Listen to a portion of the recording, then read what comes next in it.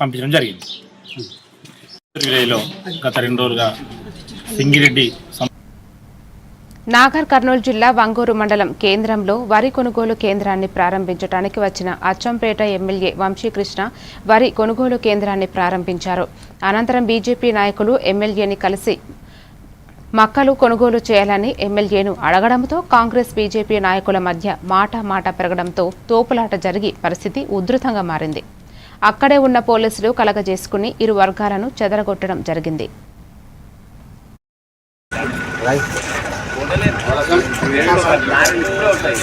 అవును సార్